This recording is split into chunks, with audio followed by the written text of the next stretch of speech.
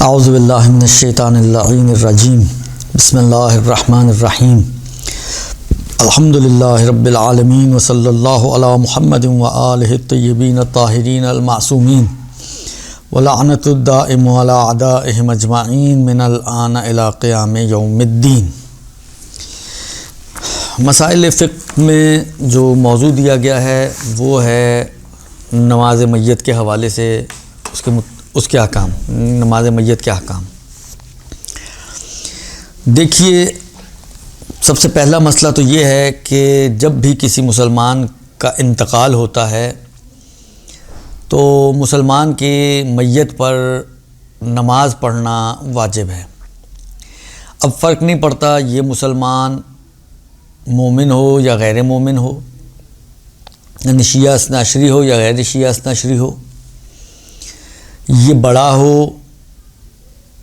یا چھوٹا۔ چھوٹے میں البتہ ایک تفصیل ہے جو بھی آئے گی، مرد ہو یا عورت ہو، بوڑھا ہو یا جوان ہو، متقی ہو یا فاسق ہو، کسی بھی صورت میں کوئی فرق نہیں پڑتا۔ اگر یہ شخص مسلمان ہے یا مسلمان کے حکم میں ہے، مسلمان کے حکم میں ہونے سے مراد یہ ہے کہ کوئی ایسی میت ملی ہے کہ جو مسلمان ملک میں ملی ہے جس کے بارے میں نہیں معلوم کہ یہ مسلمان تھا یا نہیں تھا، تو کیونکہ مسلمانوں کے ملک میں یہ میت ملی ہے تو اس کے اوپر اسلام کے احکام جاری ہوں گے، ظاہری طور پر اس کو مسلمان ہی سمجھا جائے گا، تو یہ حکم مسلم میں ہے۔ اسی طریقے سے اگر کوئی بچہ مسلمان کے ملک سے ملتا ہے، گمشدہ بچہ، اور اس کے اوپر کوئی طے نہ ہو سکے کہ یہ مسلمان کا بچہ ہے یا نہیں ہے، تو اس کے اوپر بھی ظاہری طور پر اسلام کے احکام جاری ہوں گے۔ پس نتیجتاً ہر مسلمان، چہ مومن، چہ مخالف، چہ مرد، چہ زن، چہ باعمل، چہ بے عمل، حتیٰ شارب الخمر ہی کیوں نہ ہو، حتیٰ زانی ہی کیوں نہ ہو، اگر کسی کا انتقال ہوتا ہے اور وہ مسلمان ہے تو اس کے اوپر نماز پڑھنا واجب ہے۔ یہ جو کہا واجب ہے، عرض کروں آپ کی خدمت میں کہ دیکھیں، واجب کی دو قسمیں ہوتی ہیں۔ ویسے تو بہت ساری قسمیں واجب کی، مختلف اعتبارات سے واجب کو تقسیم کیا گیا ہے، لیکن ایک اعتبار سے جس اینگل کو ابھی بیان کیا جا رہا ہے، دو قسمیں ہیں واجب کی۔ ایک قسم یہ ہے واجب کی کہ واجب جس کو واجب عینی کہتے ہیں، یہ واجب عینی واجب کفائی کے مقابل میں استعمال ہوتا ہے۔ واجب عینی کا مطلب یہ ہے کہ پروردگار عالم نے مثلا تمام مکلفین سے خطاب کر کے کسی چیز کا مطالبہ کیا ہے اور کسی کے بھی انجام دینے سے کسی اور سے ساقط نہیں ہوگا، یعنی سب کو خود انجام دینا ہوگا۔ جیسے نماز یومیہ،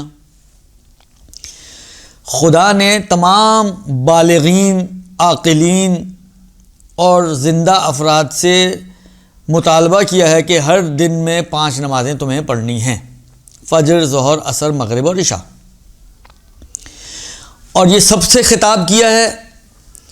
اور ایسا نہیں ہے کہ اگر میں پڑھ لوں تو میرے بچوں کو پڑھنے کی ضرورت نہیں ہے، یا میرے بیوی نے پڑھ لی تو شوہر سے معافی ہو گئی، نہیں، کچھ ایسا نہیں ہے، بلکہ ہر انڈیویجول کو خود سے اس نماز کو انجام دینا ہے، اور جب وہ انجام دے گا تو اس کی گردن سے اترے گی وہ نماز، اگر اس نے انجام نہیں دی تو وہ نماز اس کی گردن پہ باقی رہے گی۔ کسی کا کسی سے کوئی تعلق نہیں ہے، اس کو کہتے ہیں نماز واجب عینی۔ اس کے مقابل میں واجب کفائی ہے۔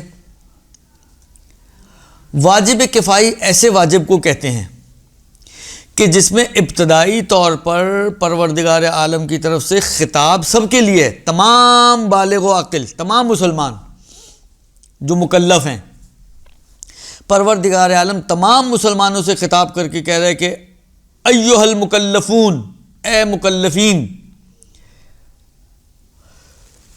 فلاں کام کرنا تم پر واجب ہے۔ تو ابتدائی طور پر خطاب سب کی طرف آتا ہے، لیکن اصل میں خدا کو وہ کام چاہیے ہوتا ہے. خدا کی نگاہیں اس فعل کے وجود میں آنے پر ہوتی ہیں. لہذا جیسے ہی وہ فعل وجود میں آ جاتا ہے سب سے ساقط ہو جاتا ہے. کرنے والوں سے تو ساقط ہونا ہی تھا، لیکن جنہوں نے نہیں بھی کیا ہوتا ان سے بھی ساقط ہو جاتا ہے. یعنی بعض کے کرنے سے بعض دیگر سے بھی ساقط ہو جاتا ہے. یہ خصوصیت واجب عینی میں نہیں ہوتی. وہاں ہر انڈیویجول کو خود کرنا ہوتا ہے. یہاں پر ہر انڈیویجول سے خطاب تو ہے، لیکن اگر کچھ لوگ اس کام کو کر ڈالیں تو پھر سب سے ساقط ہو جاتا ہے. اب یہاں پر ایک سوال تو پیدا ہو سکتا ہے، ذہنوں میں آ سکتا ہے کہ اگر خطاب سب سے ہے تو اس خطاب کو سب سے خطاب کرنے کا فائدہ ہی کیا ہوا؟ جب کرنا تو بعض ہی نے، تو خدا بعض ہی کو بول دیتا. تو خدا نے بعض کو اس لیے نہیں کہا کہ وہ بعض خدا کی نظر میں معین نہیں ہے. یعنی ایسا نہیں ہے کہ علماء سے مخاطب ہو، ایسا نہیں ہے کہ غیر علماء کوئی بھی یا پیش نماز حضرات، نہیں، کیونکہ ان بعض کی کوئی خصوصیت خدا کی نگاہ میں نہیں تھی، لہذا خدا نے سب سے خطاب کیا. اور اس کا اثر یہ ہے کہ اگر کوئی بھی آگے نہیں بڑھتا تو گناہگار سبھی ہوں گے. یعنی اگر کوئی بھی آگے نہیں بڑھا اس کام کو انجام دینے کے لیے تو گنہگار سب ہوں گے. یہ اس کا اثر ہوتا ہے سب کو خطاب کرنے کا. لیکن ہاں، اگر بعض آگے بڑھ کے انجام دے دیں تو باقیوں سے ساقط تو ہو جائے گا، لیکن ثواب میں باقی شریک نہیں ہوں گے ان لوگوں کے ساتھ. عمل کا ثواب، عمل کے فوائد انہی بعض کو ملیں گے جنہوں نے اس کام کو انجام دیا ہے. اس کی بہت ساری مثالیں ہیں. من جملہ مثالوں میں سے میت سے مربوط تقریباً احکام، غسل میت، حنوط میت، کفن میت، نماز میت، دفن میت، یہ سارے واجب کفائی ہیں. یعنی خدا نے ابتدائی طور پہ جیسے ہی کوئی مرتا ہے خدا کا خطاب سب سے ہوتا ہے کہ اے مکلفین اس کو غسل دو، اے مکلفین اس کو غسل کے بعد حنوط کرو، اے مکلفین اس کو حنوط کے بعد کفن پہناؤ، اے مکلفین کفن کے بعد اس کی نماز پڑھو اور نماز کے بعد اس کو دفنا دو. تو خطاب سب سے ہوتا ہے. لیکن اگر اتنے افراد، اچھا اب کتنے کی بات میں بعد میں کرتا ہوں، اگر کچھ لوگ آگے بڑھ جائیں اور اس کام کو انجام دینا شروع کر دیں اور پھر اس کو پائے تکمیل تک پہنچا دیں تو باقیوں سے ساقط ہو جائے گا، باقیوں کی ذمہ داری بھی اتر گئی. یہ ہے واجب کفائی. کتنے ہونے چاہیے افراد؟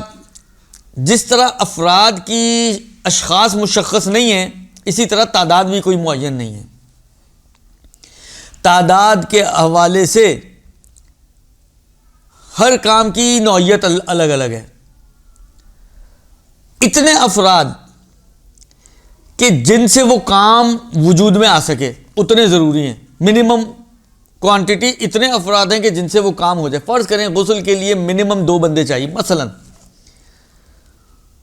تو 2 بندے اگر آگے بڑھ گئے اور انہوں نے غسل وغیرہ دے دیا تو باقیوں سے ساقط ہو جائے گا. فرض کریں کفن کے لیے ایک ہی کافی ہے، حنوط کے لیے ایک ہی کافی ہے، تو اگر ایک بندہ آگے آ گیا تو باقیوں سے ساقط ہو جائے گا. البتہ آگے آنا خالی کافی نہیں، آگے آ کے کام کو پورا کر دیا تو باقیوں سے ساقط ہو جائے گا.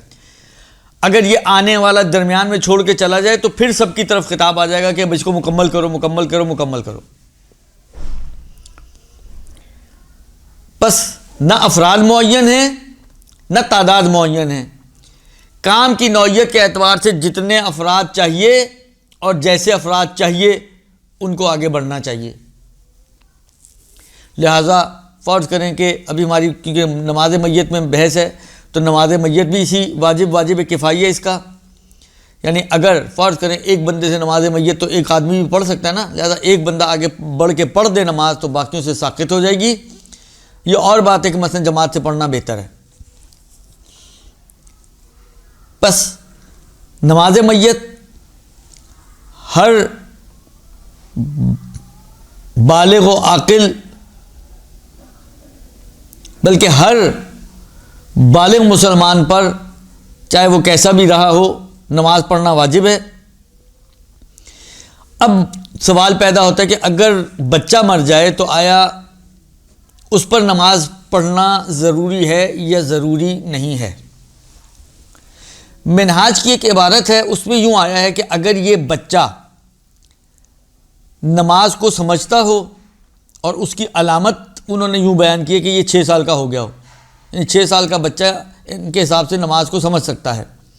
تو اگر یہ 6 سال کا ہو، جس طرح آپ اردو توضیح وغیرہ میں دیکھیں گے تو 6 سال ہی لکھا ہے، اگر وہ 6 سال کا ہو اور مسلمان ہو یا مسلمان کے حکم میں ہو تو اس پر نماز پڑھنا واجب ہے. بس 6 سال کے بچے میں فتویٰ ہے آقا کا کہ اس پر نماز پڑھنا 6 سال اینڈ ابو. 6 سال سے اگر کم ہے تو اس میں آقا نے یہ قید یہاں پر دی ہے توضیح میں کہ اگر وہ نماز کو سمجھتا تھا لیکن 6 سال سے ابھی کم ہے، مثلا 5.5 سال، پونے 6 سال کا ہے، تو احتیاط واجب یہ ہے کہ اس کی نماز پڑھی جائے.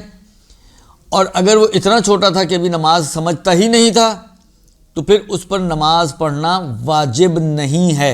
البتہ رجا کی نیت سے اگر اس کے اوپر نماز پڑھ دی جائے تو اس میں کوئی حرج نہیں ہے. رجائے مطلوبیت جو ان درسوں میں آتے جاتے رہتے ہیں اور فقہ جنہوں نے سنی ہے ان کو اندازہ ہے کہ رجائے مطلوبیت کا مطلب یہ ہے کہ حکم ثابت تو نہیں ہے لیکن ہو سکتا ہے کہ خدا نے چاہا ہو، تو اس امید سے کہ اگر خدا نے چاہا ہے تو ہم پڑھ رہے ہیں. اگر ہی ہے یہ، یعنی کہ اگر خدا کا مطلوب ہے تو ہم پڑھ رہے ہیں، نہیں ہوگا تو ہیچ کچھ نہیں ہوگا، شاید ذکر وغیرہ کرنے کا آپ کو ثواب مل جائے گا، ورنہ نماز آپ کو نقصان نہیں پہنچائے گی کہ اگر خدا کی بارگاہ میں یہ واجب نہ نکلا تو. یہ ہے رجائے مطلوبیت کی نیت. اس کے بعد فرماتے ہیں کہ اگر کوئی بچہ مردہ پیدا ہوا ہے تو اس پہ تو نماز پڑھنا مستحب بھی نہیں ہے، لہذا اس کو جو دوسرے امور اس کے ہیں مردہ پیدا ہونے والے بچے کے کہ اس کو غسل دیا جائے، کفن وغیرہ پہنایا جائے، حنوط وغیرہ کیا جائے اور اس کو دفنا دیا جائے، نماز اس پہ نہیں ہوگی. البتہ یہ کیونکہ بہت مسئلہ پوچھا جاتا ہے اس لیے میں ایک بات یہاں پہ بھی عرض کر دوں کہ اگر بچہ اس سٹیج تک پہنچ چکا ہے کہ اس کے اعضاء وغیرہ بن چکے ہیں، یعنی وہ لوتھڑے وغیرہ کی شکل سے نکل چکا ہے، اگلے مراحل میں داخل ہو چکا ہے، تو اس کو وہ اگر ساقط ہوتا ہے تو پھر اس کے اوپر غسل بھی ہے، اس کا کفن بھی ہے اور اس کا دفن بھی ہے. لیکن اگر لوتھڑے کی شکل میں ہے، مثلا جو ارلی سٹیجز میں سخت ہوتے ہیں، تو اس کو کپڑے میں لپیٹ کے دفن کر دیا جائے، لیکن اس پہ پھر غسل وغیرہ کچھ نہیں ہے. یہ بچے کا مسئلہ ہو گیا. اس کے بعد جو مسئلہ ہے وہ یہ ہے کہ ترتیب کے اعتبار سے دیکھیں، جب کسی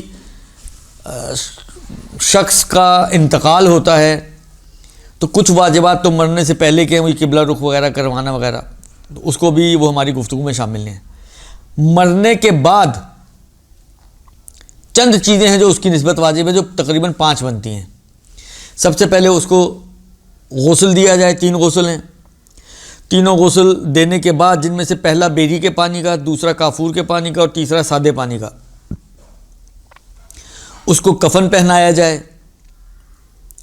کفن پہنانے سے پہلے معذرت غسل کے بعد اس کو حنوط کیا جائے، اور حنوط کرنے کے بعد یعنی اس کے اعضائے سجدہ پر کافور لگانا، اور اس کے بعد اس کو کفن پہنایا جائے. کفن پہنانے کے بعد تیسری چیز کے بعد چوتھی چیز ہے اس پہ نماز پڑھی جائے، اور نماز پڑھنے کے بعد 5ویں چیز جو بنتی ہے وہ یہ ہے کہ اس کو دفن کیا جائے. تو 5 چیزیں ہوتی ہیں جو اس کے اوپر مردے کی نسبت واجب ہوتی ہیں. فرماتے ہیں کہ یہ جو چوتھی چیز ہے نماز پڑھنا، یہ پچھلی 3 چیزوں کے بعد ہی ہونی چاہیے. پہلے اس کو غسل دیا جائے، حنوط کیا جائے اور کفن پہنایا جائے. لہذا اگر کوئی شخص کفن پہنانے سے پہلے ہی اس پہ نماز پڑھ ڈالے تو یہ نماز اس کی کافی نہیں ہوگی، بلکہ اس کو دوبارہ پڑھنی پڑے گی. یا مثلا فرض کریں آپ نے کہا جی ٹائم بچاتے ہیں ہم لوگ، ابھی اس کو کفن پہنایا جا رہا تھا، دوران کفن ہی آپ نے نماز پڑھ ڈالی، یا غسل کے دوران ہی آپ نے اس پہ نماز پڑھ ڈالی، تو یہ نماز بھی کافی نہیں ہوگی، چاہے بھولے سے پڑھی ہو، چاہے مسئلہ نہ جاننے کی بنا پہ پڑھی ہو، چاہے جان بوجھ کے پڑھی ہو. کسی بھی صورت میں یہ نماز اس کی کافی نہیں ہے. اور اس کی ذمہ داری یہ ہے کہ ان تینوں کاموں کے ہونے کے بعد جب ایک مرتبہ کفن مکمل ہو گیا تو اس کے اوپر اب نماز میت کو پڑھا جائے. اس کے بعد فرماتے ہیں کہ اگر نماز پڑھنے والا، ابھی تک تو ہم میت کی بات کر رہے تھے، اب ایک مسئلہ بیچ میں آ رہا ہے کہ نماز پڑھنے والا کیا اس کے لیے وضو یا غسل یا تیمم جو بھی اس کی ذمہ داری ہو ضروری ہیں؟ یہ تقریباً فقہا کا نظریہ یہ ہے کہ نماز میت میں ان میں سے کوئی بھی چیز ضروری نہیں ہے۔ نہ نماز میت میں وضو ضروری ہے، نہ نماز میت میں اگر یہ جنب ہے تو غسل ضروری ہے، یا عورت اگر حائض ہے تو غسل بھی ضروری نہیں ہے، اور اگر یہ وضو یا غسل کے لیے کیپیبل نہیں ہے تو اس کے لیے تیمم بھی واجب نہیں ہے۔ اسی طریقے سے نماز پڑھنے والے کا بدن اور لباس کا پاک ہونا بھی شرط نہیں ہے۔ اگر میں ایک جملے میں بات کروں تو وہ یہ کہ نمازی کے لیے نہ حدث سے طہارت کی شرط ہے، نہ خبث سے طہارت کی شرط ہے۔ حدث یعنی وضو غسل تیمم، اور خبث یعنی ظاہری نجاست۔ فرض کریں میت کو نہلانے کے بعد اس کا بدن نجس ہوا ہوا ہے، وہ اسی طرح جا کے نماز میت پڑھ سکتا ہے، یا میت کو اس نے ٹچ کیا تھا اور اس کی نجاست اس کو لگی ہوئی ہے، مثلا ناک سے خون نکل رہا تھا، بازو سے خون نکل رہا تھا، کہیں سے خون نکل رہا تھا، ہاسپٹل سے میت آئی ہے تو کنولا لگا ہوا تھا، جب وہ ہٹایا تو خون وون نکل رہا تھا اور اس کو لگ گیا، اس کے بدن کو یا اس کے لباس کو پاک کرنا شرط نہیں ہے۔ بس نمازی کے لیے نہ وضو کی شرط ہے، نہ غسل کی شرط ہے، نہ ہی تیمم کی شرط ہے، نہ ہی بدن اور لباس کے پاک ہونے کی شرط ہے۔ حتیٰ اگر لباس غصبی بھی ہو تب بھی اس کی نماز صحیح ہے، غصبی لباس کا بھی مسئلہ نہیں ہے، یعنی نمازی کے لباس کا مباح ہونا بھی شرط نہیں ہے۔ اگرچہ یہ بہتر ضرور ہے کہ جو عام نمازوں میں جو شرائط ہیں طہارت کی یا لباس وغیرہ کی، ان شرائط کا خیال رکھا جائے، بہتر ہے، لیکن معتبر اور ضروری نہیں ہے۔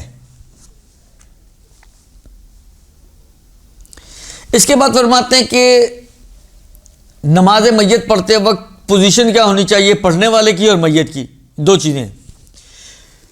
میت کی پوزیشن کیا ہو، اس کو کس طرح سے کس اینگل پہ لٹانا ہے، جس طرح مثلا قبر میں آتا ہے کہ اس کو دائیں پہلو لٹائیں، تو نماز کے وقت اس کو کس طرح سے لٹایا جائے، اور خود نمازی کی پوزیشن کیا ہوگی، یہ دو باتیں ہیں۔ کہتے ہیں جہاں تک نمازی کا تعلق ہے تو ضروری ہے کہ نمازی کا چہرہ یعنی فرنٹ قبلے کی طرف ہو، قبلہ رخ ہو کے نماز پڑھے،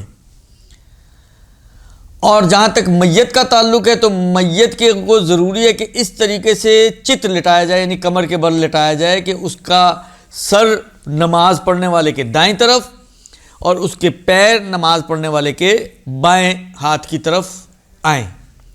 اب مثال ہم بناتے ہیں، فرض کریں یہ ہے قبلہ، یہ قبلہ ہے، ٹھیک ہے، اور یہ میت ہے اور میں نماز پڑھنے والا ہوں، تو یہ میں اس طرح سے کھڑا ہوں کہ میرا چہرہ قبلے کی طرف ہو، اور میت کا یہ سر جو ہے، فرض کریں یہ اگر سر ہے تو سر میرے رائٹ ہینڈ کی طرف آئے اور یہ میت کے پیر میرے لیفٹ ہینڈ کی طرف آئیں۔ اور بہتر میں آئے گا کہ مرد ہے تو میت کے درمیان میں کھڑا ہو، یہ بہتر ہے، اور عورت ہے تو اس کے سینے کے سامنے کھڑا ہو۔ بس یہ پوزیشن ہونی چاہیے میت کی اور نمازی کی، کہ نمازی قبلہ رخ اور میت کا یوں سمجھ لیں کہ رائٹ پہلو جو ہے وہ قبلے کی طرف ہو، بحیث کہ سر نماز پڑھنے والے کی رائٹ ہینڈ سائڈ پر اور پیر نماز پڑھنے والے کی لیفٹ ہینڈ سائڈ پر، اور کمر اس کی زمین پر ہو۔ یہ دونوں کی پوزیشن کے متعلق۔ پھر فرماتے ہیں کہ نمازی کی جگہ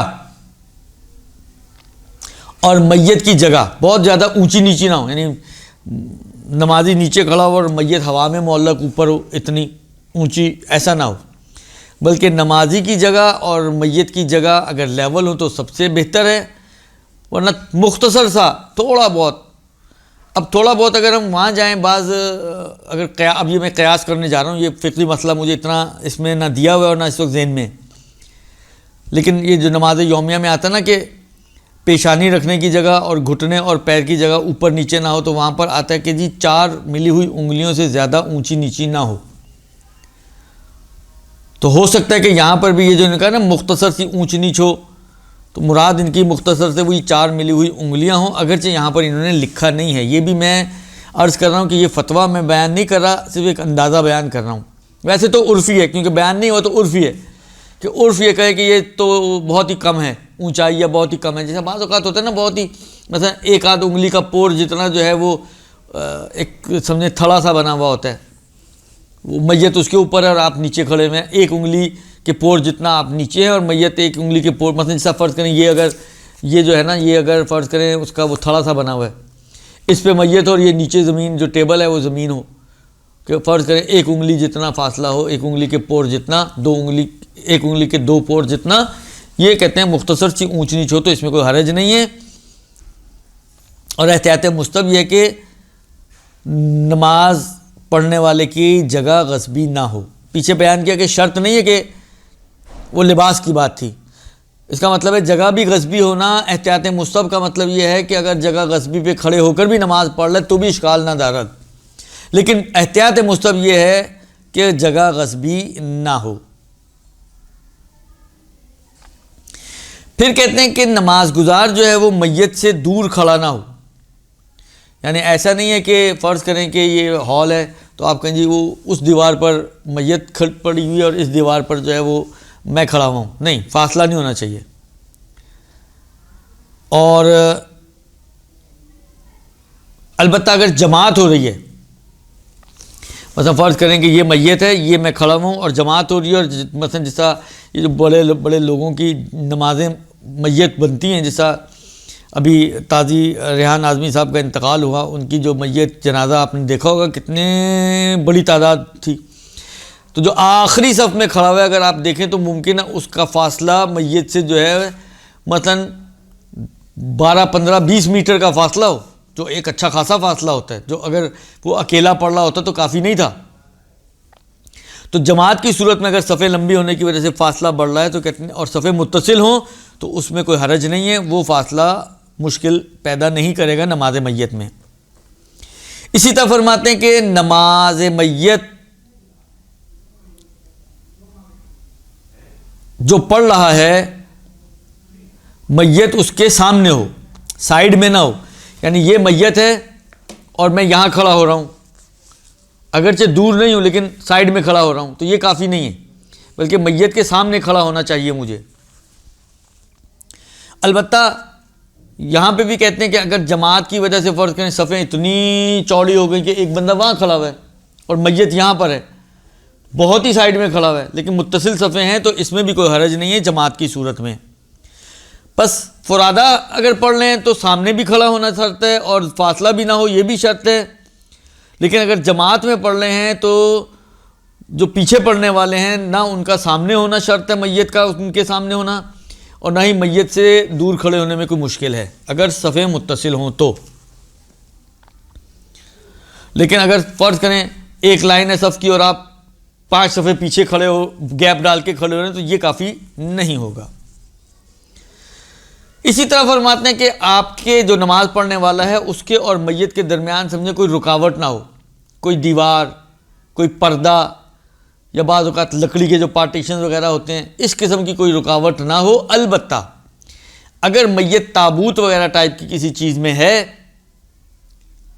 تو اس میں کوئی حرج نہیں ہے، وہ جائز ہے، وہ رکاوٹ مانے نہیں بنے گی، کیونکہ بالآخر دیکھیں تابوت میں اگر لیٹی ہوئی ہے میت تو تابوت کی دیواریں تو ہوتی ہیں، تو رکاوٹ تو آ گئی. کہتے ہیں یہ تابوت کی رکاوٹ جو ہے وہ مشکل نہیں ہے، بس اس کے علاوہ آپ کے اور میت کے درمیان کوئی پردہ، کوئی دیوار، کوئی لکڑی کا پارٹیشن وغیرہ ٹائپ کی چیز، ایسی کوئی چیز نہیں ہونی چاہیے.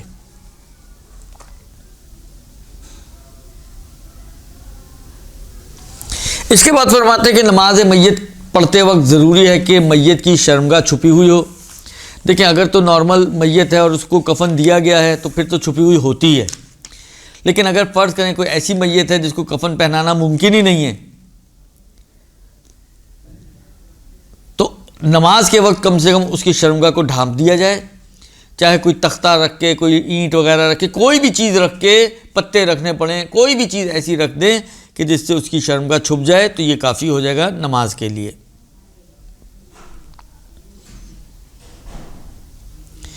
اچھا، نماز میت کے لیے ضروری ہے کہ اس کو کھڑے ہو کر انجام دیا جائے، یعنی اختیاری طور پر بیٹھ کر نماز میت پڑھ لینا وہ کافی نہیں ہے۔ فرض کریں مجھے بلایا گیا کسی میت پہ نماز پڑھنے کے لیے، اور میں نارمل نمازیں بھی اپنی بیٹھ کے پڑھتا ہوں کیونکہ زیادہ کھڑا نہیں رہ سکتا، اور میں نے کہا جی میں نماز میت بھی میں بیٹھ کے پڑھا دیتا ہوں، تو یہ کافی نہیں ہے، جبکہ وہاں پہ اطراف میں کتنے سارے ایسے لوگ ہوں کہ جو کھڑے ہو کے نماز پڑھ رہے ہوں۔ تو جب تک کھڑے ہونے والا کوئی مل سکتا ہے اور وہ نماز پڑھ سکتا ہے، اس وقت تک پھر بیٹھ کر نماز پڑھنا کافی نہیں ہوگا۔ ہاں، اگر کوئی کھڑا ہو کر پڑھنے والا نہ ہو، مثلا کسی صحرا میں آپ ہیں اور میت ہیں، اور کوئی دور دور تک کوئی ہے نہیں، کسی کے آنے کا امکان نہیں ہے، اور آپ کھڑے ہو کے پڑھ نہیں سکتے، تو وہاں پر پھر آپ کو بیٹھ کر نماز پڑھنے کی اجازت ہوگی۔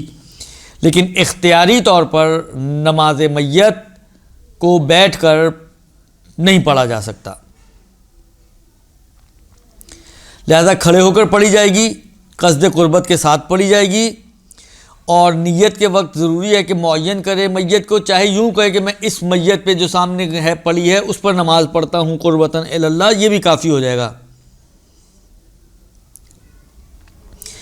اچھا، ایک جگہ پر ابھی تک آپ نے دیکھا نہ وضو کی شرط، نہ غسل کی شرط، نہ تیمم کی شرط، نہ بدن کے پاک ہونے کی شرط، نہ لباس کے پاک ہونے کی شرط، نہ کپڑے کے مباح ہونے کی شرط، نہ نمازی کے مکان کے مباح ہونے کی شرط، کوئی بھی شرط نہیں ہے۔ ایک شرط آقا نے لگائی ہے، کہتے ہیں احتیاط، وہ بھی احتیاط کی بنا پر، کہ احتیاط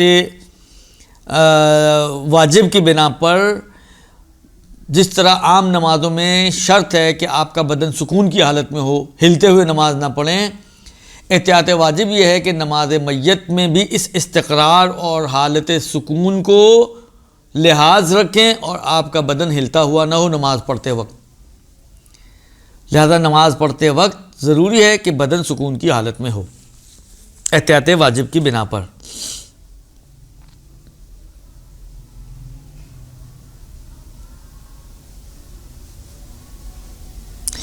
اچھا، یہ اب کیونکہ ہم تو نماز میت کے احکام پڑھ رہے ہیں، لیکن پہلے ایک مطلب گزر چکا ہے کہ یہ جتنے بھی امور ہیں میت کے، وہ ضروری ہے کہ میت کے ولی کی اجازت سے ان کاموں کو انجام دیا جائے۔ اور وہاں پر یہ مسئلہ پہلے آپ کو بیان، اب مجھے نہیں پتا آپ نے پہلے وہ پچھلے مسائل سیکھے ہیں نہیں سیکھے ہیں، لیکن چلیں بات آئیے تو میں عرض کر دیتا ہوں کہ شوہر والی جو عورت ہے اس کا ولی تو اس کا شوہر ہے،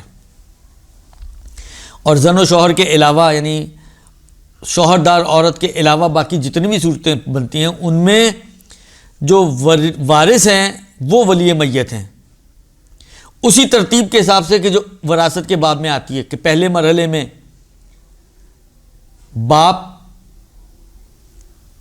ماں اور میت کی اولادیں آتی ہیں، تو یہاں پر پہلے یہ وارث ہیں، اگر ان میں سے کوئی ہے تو ان سے اجازت لینی پڑے گی، اگر ان میں سے کوئی نہیں ہے تو پھر دوسرے طبقے کے جو وارث بنتے ہیں وہ وارث بنیں گے، اور ان میں سے کوئی نہ ہو تو جو تیسرے طبقے کے وارث ہیں وہ وارث بنیں گے۔ اور ہر طبقے میں مرد عورتوں پر مقدم ہے، یعنی ماں اور باپ میں سے اگر باپ زندہ ہے اور ماں بھی زندہ ہے تو باپ مقدم ہے، یعنی باپ سے اجازت لی جائے گی، پھر ماں سے اجازت لینے کی ضرورت نہیں ہے۔ البتہ باپ مقدم ہو بیٹوں پر، مثلا مرنے والی جو ہے وہ عورت ہے، اس کی اولادیں بھی موجود ہیں، بیٹے بھی موجود ہیں، اور اس کا شوہر فرض کریں موجود نہیں ہے لیکن باپ موجود ہے، تو یا مرنے والا جو ہے وہ لڑکا ہے، مرد ہے، تو اس کا باپ بھی ہے اور اس کی بیٹے بھی ہیں، تو ایسی صورت میں آیا باپ مقدم ہے بیٹوں پر طبقہ اول میں، طبقہ دوم میں جو اجداد ہیں وہ بھائیوں پر مقدم ہوں، اور طبقہ سوم میں چچا وغیرہ جو ہیں وہ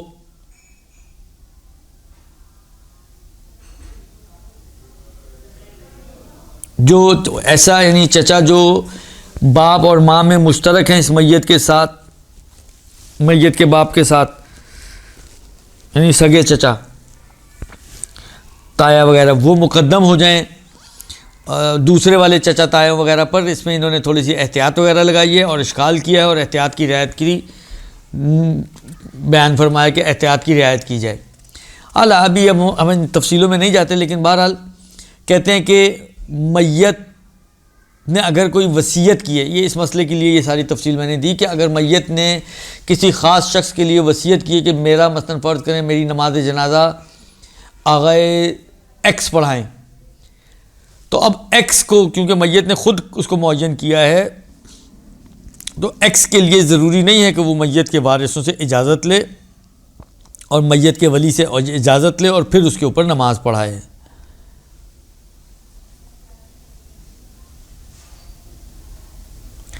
البتہ اگر اجازت لے لے تو بہتر ہے، لیکن واجب نہیں ہے کہ وہ اجازت لے۔ اس کے بعد انہوں نے فرمایا کہ بعض فقہا کی نظر میں کچھ چیزیں مکروہ ہیں، ان میں سے ایک یہ ہے کہ ایک میت پر کئی نمازیں پڑھنا وہ مکروہ ہے۔ مثلا ایک میت پہ سمجھیں ایک سے زیادہ نماز پڑھنا مکروہ ہے، لیکن آغا سیستانی کہتے ہیں کہ ہماری نظر میں یہ کراہیت ثابت نہیں ہے۔ البتہ اگر میت اہل علم اور اہل تقوی کی ہے تو اس میں پھر کوئی اشکال نہیں ہے کہ مکروہ نہیں ہے، یعنی اگر کسی عالم و متقی کی میت ہے اور اس پہ فرض کریں ایک سے زیادہ مرتبہ، یعنی رش اتنا زیادہ ہے، فرض کریں جہاں منعقد کی گئی ہے، بعض اوقات ہوتا ہے جگہ چھوٹی ہے، یہ لوگ مسلسل آ رہے ہیں، ایک نماز ختم ہوئی دوسری پڑھ لیں، دوسری ختم ہوئی تیسری پڑھ لیں، اس میں تو قطعاً کراہیت نہیں ہے۔ اما باقی موارد میں بھی بعض فقہا نے کراہیت کا کہا ہے، لیکن آغا کی نظر میں ثابت نہیں ہے۔ اس کے بعد فرماتے ہیں کہ اگر میت کو جان بوجھ کر یا بھولے سے یا کسی عذر کی وجہ سے بغیر نماز پڑھے دفن کر دیا جائے، یا دفن کرنے کے بعد پتہ چلے کہ جو نماز پڑھی گئی تھی وہ نماز باطل تھی، تو کہتے ہیں کہ نماز پڑھنے کے لیے میت کی قبر کو کھولنا جائز نہیں ہے، یعنی نبش قبر کے موارد میں یہ والا مورد شامل نہیں ہے۔ البتہ کہتے ہیں کہ جب تک میت موجود ہے، اس کا جسم بکھرا نہیں، تو اس وقت تک قبر پہ کھڑے ہو کر رجا کی نیت سے انہی شرائط کے مطابق جو نماز میت کی شرائط ہیں اس کی قبر پر نماز پڑھنے میں کوئی حرج نہیں ہے۔ یعنی اب یہ نہیں ہو سکتا کہ آپ کہیں چلیں قبر پہ پڑھنے، میں گھر پہ ہی پڑھ دیتا ہوں اس کے لیے، نہیں، اس کی قبر پہ جا کے سامنے کھڑے ہو کر بغیر کسی حائل اور رکاوٹ کے وہ جتنی بھی باتیں ابھی پیچھے بیان کی ان جن میں سے جو خیال رکھنا ممکن ہے ان سب کا خیال رکھتے ہوئے اس کے اوپر نماز پڑھی جائے گی رجا کی نیت سے۔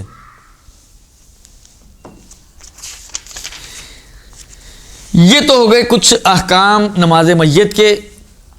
اس کے بعد فرماتے ہیں کہ نماز میت کا جو طریقہ ہے اس میں فرماتے ہیں کہ 5 تکبیریں ہیں نماز میت کی۔ اچھا، نماز میت کے 2 طریقے ہیں، ایک مختصر طریقہ، ایک طولانی طریقہ۔ میں ریکمینڈ کروں گا جہاں تک بھی یہ آواز پہنچے، جو بھی سنیں اس لیکچر کو اور اس درس کو، ان سے میں یہ گزارش کروں گا کہ کم از کم ایک چھوٹا والا طریقہ یاد کر لیں حفظاً۔ چھوٹا والا طریقہ کوئی بہت لمبا چوڑا نہیں ہے، اس میں چھوٹی چھوٹی چیزیں ہیں۔ مثلا چھوٹے والے طریقے میں کیا ہے، پہلی تکبیر کے بعد آپ نے توحید کی گواہی دینی ہے، اللہ اکبر اشہد اللہ الہ الا اللہ وان محمدن رسول اللہ، یہ ایک ہو گئی۔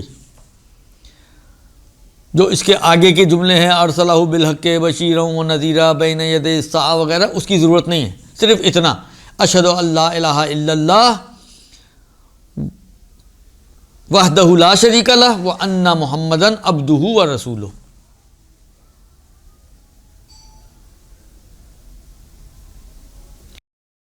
اس کے بعد فرماتے ہیں کہ دوسری تکبیر میں درود ہے محمد و آل محمد پر، اللہم صلی علی محمد و آل محمد، سب کو آتا ہی ہے۔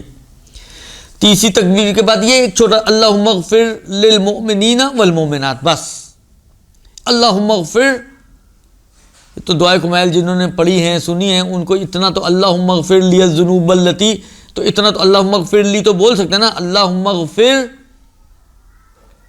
للمؤمنین والمؤمنات، اتنی سی بات ہے، یہ تیسری تکبیر پوری ہو گئی۔ اور چوتھی تکبیر میں کیونکہ میت کے لیے دعا کی جاتی ہے تو یہی جملہ اللہم اغفر لہذا المیت، اللہم اغفر لہذا المیت مرد کے لیے، اللہم اغفر لہذہ المیت عورت کے لیے، اللہ اکبر، نماز ختم ہو گئی۔ اب یہ 3-4 جملے ہیں چھوٹے چھوٹے جن میں سے شاید پہلا جملہ آپ تشہد میں پڑھتے ہیں آپ کو آتا ہے، دوسرا جملہ درود ہے آپ کو آتا ہے، تیسرے اور چوتھے جملے بھی یہ وہ جملے ہیں جو ہم نے کئی مرتبہ کئی جگہوں پہ سنے ہوئے ہیں، تو ان کو بھی یاد رکھنا کوئی اتنا مشکل کام نہیں ہے۔ 4 چھوٹے چھوٹے جملے، نماز آپ کی پوری ہو گئی۔ اس کا فائدہ یہ ہے کہ کبھی کہیں خدا نخواستہ ایمرجنسی کی صورت میں کہیں صحرا میں کہیں سفر کے دوران کسی کا انتقال ہو جاتا ہے تو آپ پریشان نہ ہوں۔ اب آپ کہیں جی ڈیٹا پیکج تو سب کے پاس ہوتا ہے، بہت سی جگہ ایسی ہوتی ہیں جہاں پہ ڈیٹا پیکج ہوتے ہوئے بھی سگنل نہیں آ رہے، تو ڈیٹا پیکج کیسے چلے گا؟ موبائل کا چارج ختم ہو گیا، کیسے چلائیں گے آپ؟ کچھ بھی ہو سکتا ہے۔ تو یہ مختصر سی میری ریکمنڈیشن ہے تمام سامعین سے کہ وہ ضرور بھی ضرور اس کو یاد کریں، خاص طور پہ جوان بچے اور بچیاں۔ اور اس کا ایک یہ ہے 5 تکبیریں، اللہ اکبر کہہ کے توحید و رسالت کی گواہی، پھر اللہ اکبر کہہ کے درود، اللہ اکبر کہہ کے مومنین و مومنات کی مغفرت کی دعا، اور اللہ اکبر کہہ کے کیا کہتے ہیں میت کے لیے دعائے مغفرت، اور پھر آخری اللہ اکبر۔ اللہ اکبر ایک شروع کا، ایک اللہ اکبر آخر کا، 3 درمیان میں اللہ اکبر ہیں، اور ان 5 اللہ اکبر کے درمیان جو 4 گیپس بنتے ہیں اس میں 4 چھوٹی چھوٹی سی دعائیں۔ یہ ہے مختصر طریقہ نماز میت کا۔ البتہ اسی نماز میت کا ایک طولانی طریقہ بھی ہے، یعنی بڑا طریقہ بھی ہے، جس میں پہلی تکبیر کے بعد نسبتاً دعائیں وہی ہیں لیکن وہ تھوڑی طولانی دعائیں ہیں۔ جس طرح شہادتین ہم نے پہلے میں پڑھا ہے نا، تو شہادتین بجائے اس کے کہ مختصر شہادت ہو تھوڑی طولانی، ابھی ہم نے کیا پڑھا؟ اشہد ان لا الہ الا اللہ وان محمد رسول اللہ، اتنا تھا، لیکن ایک پڑھ کے دکھا رہا ہوں آپ کو تاکہ فرق سمجھ سکیں۔ لیکن اس کو جب آپ طولانی طریقے میں جاتے ہیں تو اشہد ان لا الہ الا اللہ، اس کے بعد وحدہ لا شریک لہ، یہ جملہ اضافی ہے، واشہد ان محمدً عبدہ ورسولہ، اس کے بعد ارسلہ بالحق بشیرا ونذیرا بین یدی الساعہ، اور بعض جگہ پر ایک اور بھی جملہ موجود ہے۔ تو جملے کچھ ہوئی ہیں لیکن اضافات کے ساتھ ہیں، تو وہ تھوڑی بڑی نماز ہو جاتی ہے۔ جو نارملی آپ دیکھتے ہیں مسجدوں میں پڑھی جاتی ہے وہ بڑا طریقہ ہی پڑھا جاتا ہے، اور وہی جو ہے لوگوں کو لگتا ہے کہ نماز میت ہے۔ اگر کوئی چھوٹا پڑھ دے تو شاید لوگوں کے ہضم بھی نہ ہو اور لوگ پریشان ہو جائیں کہ یہ کیا ہوا، یہ تو شروع ہونے سے پہلے ہی ختم ہو گئی، اتنی مختصر سی، اور ہم نے تو آج تک سنی نہیں۔ مشکل ہماری یہ ہے کہ ہم لوگ سارا دین اس سنے سنائے کے اوپر چلانا چاہتے ہیں۔ ارے ہم نے تو آج تک سنی نہیں کہ ایسی بھی کوئی نماز جنازہ ہوتی ہے۔ ارے جو آپ نے سنا ہے بس وہی دین ہے، جو آپ نے نہیں سنا وہ دین ہی نہیں ہے۔ کتنے لوگ ہیں جن کو یہی نہیں پتہ کہ نماز یومیہ میں الحمد میں پہلی رکعت میں، دوسری رکعت میں تو اکثر لوگ قل ہو اللہ پڑھتے ہیں نا، لیکن پہلی رکعت میں الحمد کے بعد کوئی اور سورہ بھی پڑھ سکتے ہیں۔ یا کتنے لوگوں کو یہ نہیں پتہ کہ دوسری رکعت میں قل ہو اللہ کی بجائے کوئی اور سورہ بھی پڑھا جا سکتا ہے۔ جب پڑھا جاتا ہے تو وہ سمجھتے ہیں پیش نماز سے غلطی ہوئی ہے، اشتباہ ہوا ہے، اور پریشان ہوتے ہیں کہ اب ہماری نماز کا کیا ہوگا، جبکہ یہ دونوں چیزیں جائز ہیں۔ آپ پہلی رکعت میں قل ہو اللہ بھی پڑھ سکتے ہیں دوسرے سورہ کو چھوڑ کر، یعنی کوئی اور سورہ چھوڑ کر، اور دوسری رکعت میں قل ہو اللہ کی بجائے کوئی بھی سورہ پڑھ سکتے ہیں۔ بس یہ مکروہ ہے کہ 5 نمازوں میں سے کسی نماز میں بھی قل ہو اللہ نہ پڑھیں، یہ مکروہ ہے۔ اما باقی جو کمبینیشن آپ بنانا چاہیں آپ بنا سکتے ہیں۔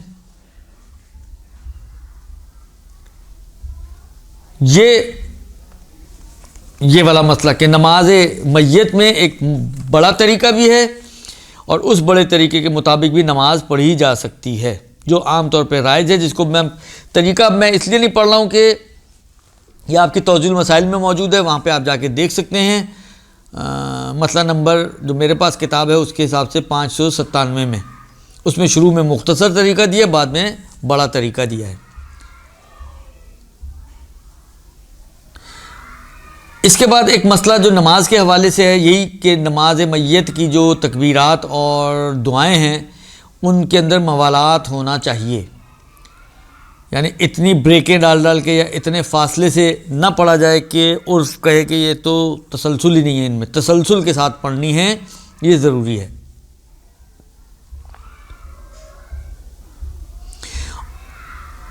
اچھا، اب دو باتیں میں یہ کرنا چاہتا ہوں، میرا خیال ہے شاید انہی دو باتوں پر وقت شاید پورا ہو جائے اس لیکچر کا،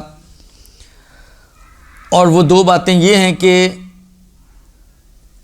پہلی تو یہ کہ دیکھیں جو عام نماز جماعت آپ پڑھتے ہیں تو اس میں جب تک پیش نماز کھڑے ہو کر الحمد و سورہ پڑھ رہا ہوتا ہے تو الحمد و سورہ آپ کو نہیں پڑھنا ہوتا، یہاں پر ایسا کچھ نہیں ہے۔ یہاں پر نماز جماعت میں بھی اگر آپ کھڑے ہو رہے ہیں، نماز میت کو جماعت سے بھی پڑھ رہے ہیں، تو آپ کے لیے ضروری ہے کہ پیش نماز جو پڑھ رہا ہے وہ ساری باتیں آپ بھی پڑھیں۔ آپ وہ دعائیں اور اذکار پڑھیں گے تو آپ کو نماز جماعت کا ثواب ملے گا، یا تو تب آپ کی نماز جماعت کہلائے گا کہ آپ نے بھی نماز جماعت پڑھی ہے، نماز میت پڑھی ہے۔ اگر آپ صرف کھڑے ہو کر خاموشی سے سن رہے ہیں اور خود پڑھ نہیں رہے ہیں تو آپ کی نماز جماعت بہرحال نماز میت نہیں بنے گی۔ پیش نماز تو پڑھ ہی رہا نا، تو کافی تو ہو ہی جائے گا، لیکن آپ کہیں کہ جی ہم نے بھی نماز میت پڑھی ہے تو آپ نے نہیں پڑھی، یہ ایک چیز۔ پس نماز میت کے تکبیرات اور اذکار پیچھے کھڑے ہوئے تمام مامومین اور مقتدین کے لیے ضروری ہے کہ وہ بھی اس کو پڑھیں۔ اب پڑھنے کے لیے کوئی کارڈ ہے، جیسا بہت سی مسجدوں میں کارڈ اب بانٹنے شروع کر دیے انہوں نے، کارڈ پہ لکھی ہوئی ہے پیش نماز پڑھ رہا ہوتا ہے، لوگ کارڈ دیکھ کے پڑھ رہے ہوتے ہیں، کوئی حرج نہیں ہے، پڑھ سکتے ہیں۔ آپ نے موبائل میں سیو کی ہوئی ہے، کوئی بات نہیں، حرج نہیں ہے، کھول کے پڑھ سکتے ہیں۔ پیش نماز مائک اچھا ہے، سسٹم اچھا ہے، وہ پڑھ رہا ہے اونچی آواز میں، آپ تک آواز آ رہی ہے، آپ اس کو فالو کر رہے ہیں، کوئی حرج نہیں ہے، یہ بھی ہو سکتا ہے۔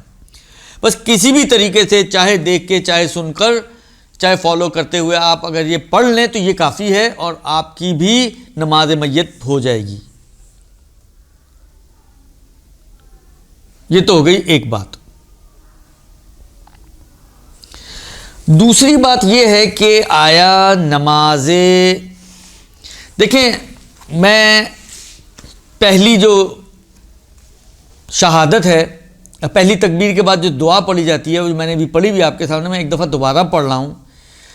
اب جہاں تک میرا ذہن اس وقت کام کر رہا ہے، یہ وہ دعائیں ہیں کہ جو شاید وارد ہوئی ہیں، تازہ میں نہیں دیکھا، مجھے خیال نہیں آیا، لیکن یہ ہے کہ ظاہراً یہ دعائیں آئی ہیں، اور وہ یہ ہے کہ اشہد ان لا الہ الا اللہ وحدہ لا شریک لہ واشہد ان محمدا عبدہ ورسولہ ارسلہ بالحق بشیرا ونذیرا بین یدی الساعہ۔ ختم ہو گئی، یہ تکبیر ختم ہو گئی۔ اگر تھوڑی دیر کے لیے ہم یہ فرض کر لیں، اگر یہ واقعی ایسا ہی ہے جو میرے ذہن میں ہے کہ یہ روایت میں وارد ہوئی ہے یہ تکبیر اور کہ اس طرح سے پڑھو، تو امام علیہ السلام نے تو یہاں پر امیر المومنین کی ولایت کی یا جناب زہرا کی حجیت کی یا باقی معصومین کی ولایت کی کوئی گواہی نہیں دی۔ اگر یہ وارد ہوئی ہے تو اس میں تو ایسی کوئی چیز نہیں آئی۔ دیکھیں ہم بعض اوقات بعض چیزوں کو رائج تو کر لیتے ہیں، لیکن اس کے عواقب سے بے خبر ہوتے ہیں کہ اس کے نتیجے آگے جا کے کیا ہوں گے۔ ابھی بھی مشکلات ہوتی ہیں، لیکن کیونکہ ابھی رائج نہیں ہوئی اس لیے مشکل نسبتاً تھوڑی کم ہے۔ آپ اگر ایک ایسی چیز، میں نے ایک آغا سیستانی کے دفتر والے ہیں آغا، ان سے میں نے یہ سوال کیا تھا کہ بھئی یہ رائج نہیں ہے ہمارے معاشرے میں، اس کو رواج دینا کیسا ہے، شہادت امیر المومنین یا ائمہ کی شہادت کو؟ تو انہوں نے ایک چھوٹا سا ایک لائن کا بلکہ آدھی لائن کا جواب دیا کہ وارد نہ شدہ است، یہ روایتوں میں ذکر نہیں ہوا۔ تو امیر المومنین کی ولایت کا درد ہمیں زیادہ ہے یا ائمہ کو زیادہ ہونا چاہیے تھا؟ پوری کربلا ولایت امیر المومنین کو بچانے کے لیے تھی. امام اپنی جان دے رہے ہیں. بی بی زہرا کے اوپر جو مصائب آئے ہیں وہ سب ولایت کو بچانے کے سلسلے میں آئے ہیں. جب وہ جو صاحبان ولایت ہیں، جو ولایت کو بچانے میں ہم سے اولا اور افضل ہیں، جب انہوں نے بیان نہیں کیا اور انہوں نے اس کو تذکرہ نہیں کیا، تو ہمیں اور آپ کو ان سے آگے بڑھنے کا شوق کیا ہے؟ ہم کیوں ان سے آگے بڑھیں؟ ہم وہ امام ہیں اور ہم ماموم ہیں، تو امام سے آگے ماموم کا ہونا کبھی بھی اچھا نہیں ہوتا. حتی نماز جماعت میں بھی اگر ماموم امام سے آگے کھڑا ہو جائے اس کی نماز باطل ہو جاتی ہے. ہم ویسے تو کہتے ہیں کہ جی ہم ائمہ کے ماننے والے ہیں، تو جب ہم ائمہ کے ماننے والے ہیں تو ائمہ کی بات پر عمل کیوں نہیں کرتے؟ جتنا انہوں نے بتایا اتنا پڑھ لیں. پتہ نہیں ہم لوگوں کو کیا شوق ہے، دعائے کمیل پڑھنے بیٹھتے ہیں، یا رب یا رب یا رب. مولا نے 3 دفعہ کہا، ہم 9 دفعہ پڑھتے ہیں. ارے بھائی اگر 9 دفعہ پڑھنا اچھا ہوتا یا ضروری ہوتا یا مناسب ہوتا تو امیر المومنین جو 3 دفعہ پڑھ رہے ہیں تو 3 کو 9 بھی تو کر سکتے تھے نا. دیکھیں جہاں پر ہے تکرار وہاں پر کہا ہے نا، آپ زیارت عاشورہ پڑھتے ہیں، وہاں پر امام نے فرمایا نا کہ یہ 100 مرتبہ پڑھنا ہے، یہ بھی 100 مرتبہ پڑھنا ہے، بتایا نا وہاں پر.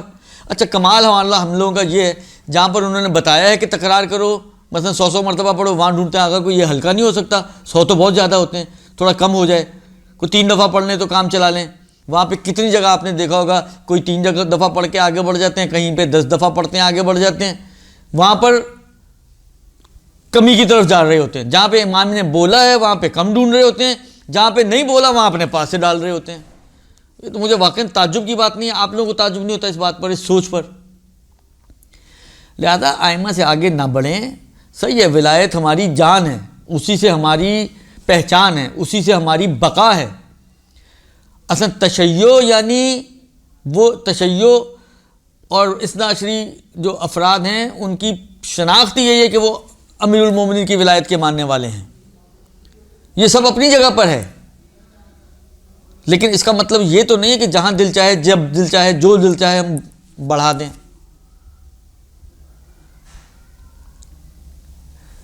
پھر یہ ہے کہ اگر آج ہم بڑھا دیں گے تو کل کہیں گے دیکھیں یہ بھی تو نماز ہے نا، تو نماز یومیہ میں کیوں نہ بڑھائیں؟ یہ بھی تو نماز ہی ہے. آپ کہتے تو ہیں نماز میت. اب لوگوں کے ذہن میں یہ نہیں ہے کہ جو نماز آپ کہتے ہیں تو یہ نماز یہاں پہ لغوی نماز ہے، یعنی دعا کی وجہ سے اس کو نماز کہا جا رہا ہے یا کسی اور جہت سے کہا جا رہا ہے، یہ کیوں کہا جا رہا ہے؟ لیکن عوام تو عوام ہے نا، اور کھیلنے والے انہی چیزوں سے کھیلتے ہیں، کھیلنے والے انہی چیزوں سے کھیلتے ہیں. آج وہ اس میں داخل کروائیں گے، کل کو وہ کہیں گے کہ یہ اس کے ساتھ ساتھ اس میں بھی آ جائے، اس لیے کہ وہ بھی نماز یہ بھی نماز. توضیح کھول لیں دیکھیں لکھا ہوا ہے نماز میت، جبکہ دونوں کی نماز یعنی دونوں کے نماز ہونے میں زمین سے آسمان تک کا فرق ہے. یہ تو ممکن ہے لغوی معنی میں نماز ہو، روایتوں میں ہے لا صلاۃ الا بفاتحۃ الکتاب، الحمد کے بغیر نماز نہیں ہوتی. یہ کیسے ہو رہی ہے؟ پھر لا صلاۃ الا بطہور، طہارت کے بغیر نماز نہیں ہوتی، یہ کیسے ہو رہی ہے؟ پھر اسی سے پتہ چلتا ہے، اس روایتوں میں ہے نماز اولہ التکبیر و آخرہ التسلیم.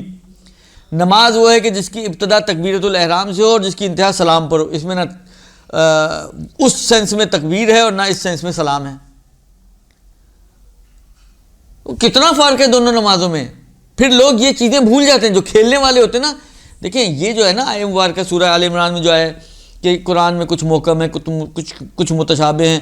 وہ اما من کان فی قلوبہ زیغ، کہ جن کے دلوں میں کجی ہوتی ہے وہ متشابہ آیات سے اب کھیلتے ہیں. اب یہ ترجمہ میں اپنے الفاظ میں کر رہا ہوں، وہ متشابہ الفاظ سے کھیلتے ہیں. یہ کھیلنے والے صرف ایسا نہیں ہے کہ شیعوں کے علاوہ لوگ ہیں وہی کھیل رہے ہیں، ہم شیعہ لوگ بھی بعض اوقات کھیلتے ہیں، اپنی اغراض کے لیے استعمال کرتے ہیں. میں نے کہا نا آج کوئی بعید نہیں، آج ہم یہ اس کو نماز میں داخل کریں، کل کو کہیں دیکھیں یہ بھی نماز وہ بھی نماز، جب اس میں آ سکتی تو آج نماز یومیہ میں بھی آنی چاہیے. اور جو ایک سادہ ذہن والے لوگ ہوتے ہیں، اب اس کو سادہ ذہن والے کہیں یا احمق ذہن والے کہیں، بہرحال وہ اب آپ کی مرضی ہے جو بھی کہنا چاہیں آپ، لیکن وہ بھی اس قسم کی باتوں میں کتنی جلدی آ جاتے ہیں اور کتنی بڑی تعداد ہوتی ہے کہ جو اس قسم کی باتوں میں آ کے وہ ٹریک اپنا چینج کر لیتے ہیں. لہذا مناسب تو یہی ہے کہ جس طرح وارد ہوا ہے، اگر یہ روایتوں میں وارد ہوئی ہیں دعائیں، تو جس طرح وارد ہوئی ہیں ان کو اسی طرح انجام دیا جائے، اتنا ہی رکھا جائے، اپنے پاس سے اس کو اضافہ نہ کیا جائے۔ اگرچہ پھر بول رہا ہوں، اگرچہ فقہی اعتبار سے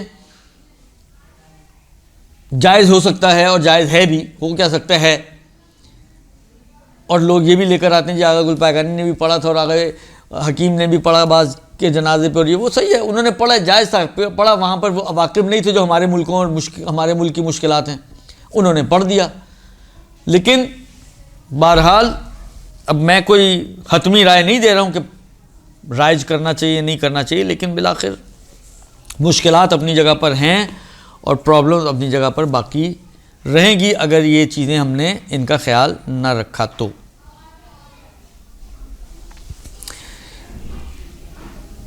یہ اپنا نماز میت کے حوالے سے کچھ احکام تھے۔ اب اس کے کچھ مستحبات انہوں نے بیان کیے ہیں، وہ توضیح المسائل میں بھی موجود ہیں۔ میں اس کو اگر فہرستوار آپ کی خدمت میں پڑھ دوں تو فرماتے ہیں کہ پہلی چیز جو مستحب ہے وہ یہ ہے کہ جو نماز پڑھنے والا ہے وہ طہارت کے ساتھ نماز پڑھے۔ ایک دوسری مستحب یہ ہے کہ میت اگر مرد کی ہو تو امام جماعت یا فرادہ نماز پڑھنے والا اس کے درمیان میں کھڑا ہو، یعنی میت کی جو قد ہے اس کے درمیان جو بنتا ہے اس کے سامنے کھڑا ہو، اور اگر عورت کی میت ہے تو اس کے سینے کے مقابل میں کھڑا ہو۔ تیسرا مستحب یہ ہے کہ ننگے پیر ہو کے نماز پڑھی جائے۔ چوتھا یہ کہ ہر تکبیر میں ہاتھوں کو کانوں تک بلند کیا جائے۔ پانچواں یہ ہے کہ میت سے اور نمازی کے درمیان جو ہم نے پیچھے کہا تھا نا کہ سامنے یعنی دور نہ کھڑا ہو، تو کتنا قریب کہتے ہیں مستحب یہ کہ اتنا قریب کھڑا ہو کہ اگر ہوا چلے تو اس کا لباس جنازے کو ٹچ کرے، اتنا قریب کھڑا ہو۔ نماز میت کو جماعت سے پڑھنا یہ بھی مستحب ہے۔ امام جماعت تکبیر اور دعا کو بلند آواز میں پڑھے، اور جو پیچھے پڑھنے والے ہیں وہ اس کو آہستہ آواز میں پڑھیں۔ جماعت اگرچہ ماموم ایک ہی نفر ہو، دیکھیں یومیہ جماعت میں آتا ہے کہ اگر ایک ماموم ہے نا تو وہ دائیں ہاتھ پہ کھڑا ہو اور تھوڑا سا اس طرح سے کھڑا ہو کہ بالکل پیچھے نہ ہو، تھوڑا سا کہ جب وہ جھکے سجدے میں جائے تو گھٹنے سے پہلے اس کا سر ہو۔ لیکن نماز میت میں چاہے ایک ہی ہو لیکن اس کے لیے ضروری ہے کہ وہ پیش نماز یعنی مستحب یہ ہے کہ وہ پیش نماز کے پیچھے کھڑا ہو، سائیڈوں میں نہ کھڑا ہو۔ اسی طریقے سے نواں مستحب یہ ہے کہ نماز گزار نماز پڑھنے والا جو ہے وہ میت اور مومنین کے لیے زیادہ دعا کرے۔ 10واں مستحب یہ ہے کہ نماز شروع کرنے سے پہلے جماعت کی صورت میں 3 مرتبہ الصلاۃ الصلاۃ الصلاۃ کہا جائے، کہ جو عام طور پہ ہمارے یہاں رائج بھی ہے۔ 11واں مستحب یہ ہے کہ نماز کو ایسی جگہ پڑھا جائے کہ جہاں پر نماز میت پڑھنے کے لیے لوگ زیادہ آتے ہوں۔ اور 12واں یہ ہے کہ اگر حائضہ عورت نماز میت جماعت کے ساتھ پڑھ رہی ہے تو وہ نمازیوں کی صف میں کھڑی نہ ہو بلکہ الگ سے کھڑی ہو۔ مسجد میں نماز میت پڑھنا مکروہ ہے، البتہ مسجد الحرام میں مکروہ نہیں ہے۔ یہ کچھ مسائل تھے جو نماز میت کے حوالے سے تھے، اور جو میرے ذہن میں تھے، جو بعض چیزیں جو اس میں نہیں تھی وہ بھی میں نے آپ کی خدمت میں عرض کر دی۔ وصلی اللہ علیہ وآلہ وسلم۔